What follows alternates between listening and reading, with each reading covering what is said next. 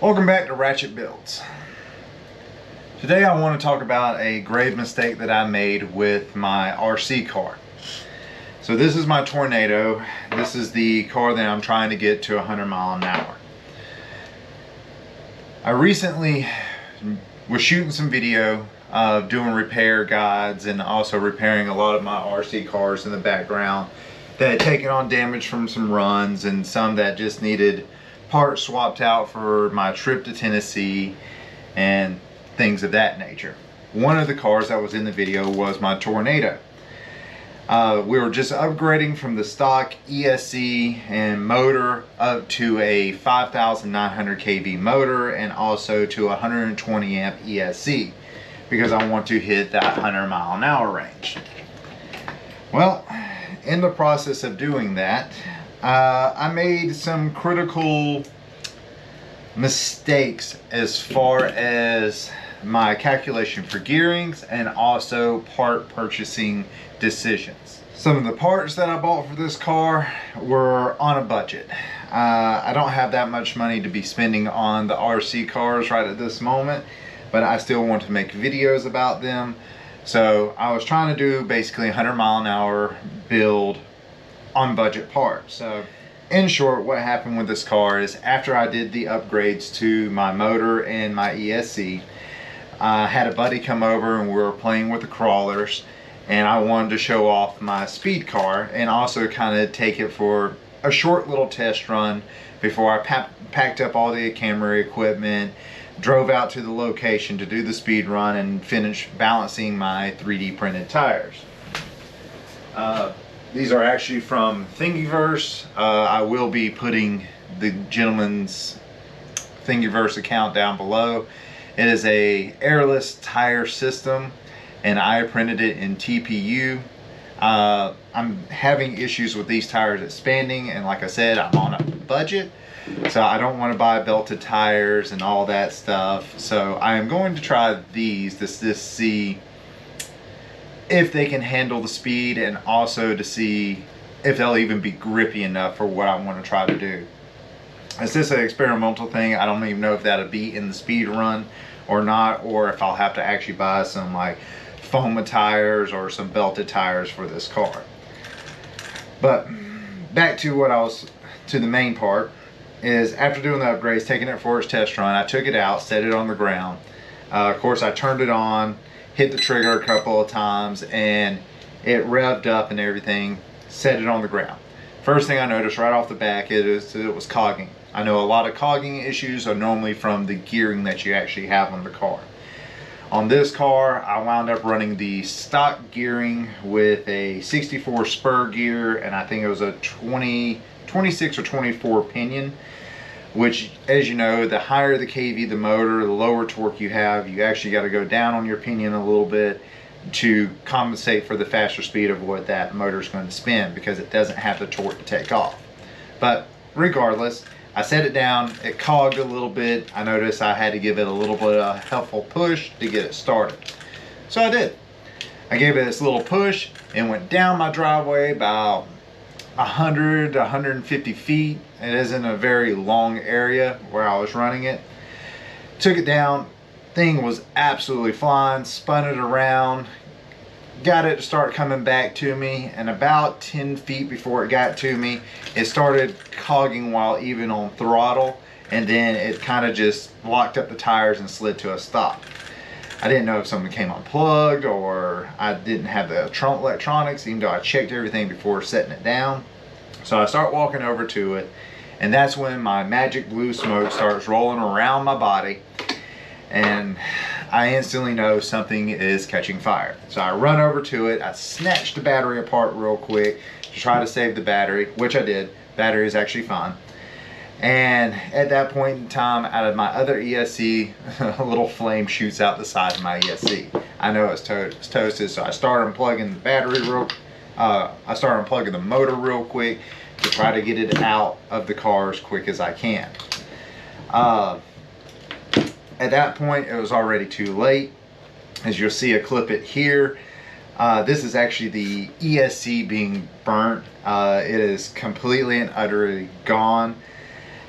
The problem I have with this is I don't know how much of this mistake was on me for having the wrong gearing in the car, or was there a defect in that ESC whenever I got it. Regardless, I wanted to make sure my motor was okay because I didn't know if there was something wrong with the motor that draw too much off the 120 amp ESC, and maybe the motor was labeled wrong or something was defective in that, pulling too many amperage.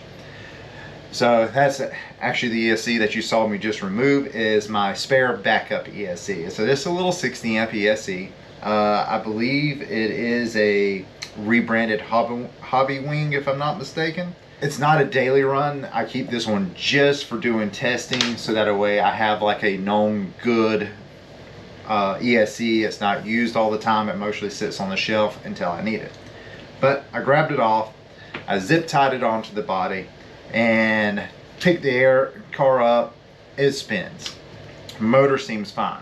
I decided to take it outside and run it anyways with the 60 amp, knowing it's way too small for this motor. Now I know I couldn't go full throttle with it or anything like that, so I kept it at half throttle, maybe a little bit more than half throttle while taking it outside. The cogging's really not there. It's got some. If there's like, if it's sitting in grass, it does cog a little bit, but if it's sitting on a ground, like just without anything obstructing it, it moves. And it moves pretty decently. Still need to be geared down and everything, but it's drivable. I played with it for 5-10 minutes on a 60 amp ESC, which isn't even rated for this motor whatsoever. Drove perfectly fine. I did take it and check the motor. The motor was a little bit worn and I blew it all off. You'll see that in the video.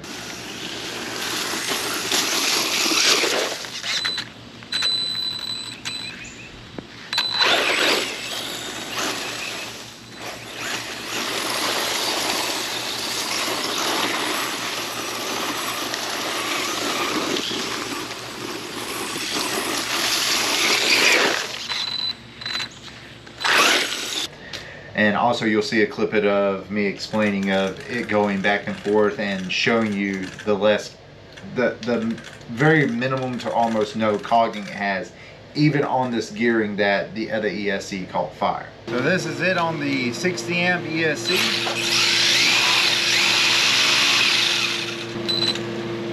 And if you notice, the cogging isn't there. So my next step for this is going to be buying a proper ESC and a proper motor for this car. But before I actually do that, I want to dive a little bit deeper into this cheaper on a budget ESC and motor, and see if it's one of those things that I just got bad luck, because whenever I went through the reviews on the ESC had a lot of mixed reviews. It was like a 50-50 almost thing of, hey, I got this thing, ran it for like a week and it caught fire, or I had it for like a day and it's just stopped working, but like no fire mentioned or anything. And then there were some that said they've been playing with it in their cars for months and was very happy with it and buy it again. It was very mixed. Unfortunately, I don't know if I'm just the unlucky one that just got one that was manufactured wrong or something and got one of the fire hazards. Nonetheless, I took it apart. I'm not going to be sending it back. I'm not going to be trying to get a refund on it, because I don't know how much of it is actually the ESC or how much it was my fault for the improper gearing. But I'm going to buy the same exact one all over again. I'm going to put it back in here with the same exact motor. I am going to change the gears down just a little bit to maybe avoid the cogging issue that I had, and then actually take this thing for a speed run and see what kind of speeds come out of it, as long as it doesn't catch fire on the first run. If it catches fire, it will be coming completely apart, motor coming out, gears coming out, and a whole new motor and ESC combo going in. I'm still doing research to try to figure out what I want to put into it, because I still want to hit above or at the 100 or a little bit above the 100-mile-an-hour range with this car. And in the upcoming episodes, I am going to get that ESC.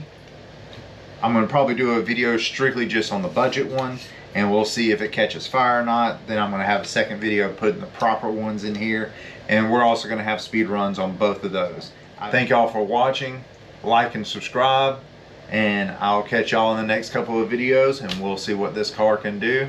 And hopefully I'll have the drift car out soon with the upgrades to it, and we'll take it for a little bit of drift run.